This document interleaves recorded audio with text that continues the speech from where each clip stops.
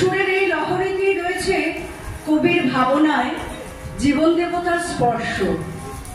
কবিগুরু রবীন্দ্রনাথ ঠাকুরের আধ্যাত্ম চেতনার উৎস তাই মানব চিত্তের উৎসারিত প্রেম, যা পরিব্যাপ্ত হয়ে আছে প্রকৃতিতে, বিশ্ব মানবতা বোধে। আজ কবিগুরুর 164তম জন্মদিনে আমাদের বথুরা ক্লাবের নিবেদনে রয়েছে রবীন্দ্র গানে তার আধ্যাত্ম চেতনার প্রকাশ।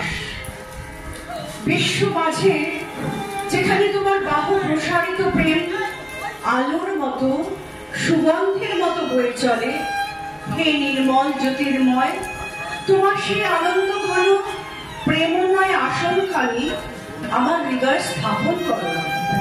আমার হৃদয়ে আনো শান্তির পরশ, আমার হৃদয়ে তোমার আকাশ ভরা সকল বাণী অনুভূত হোক।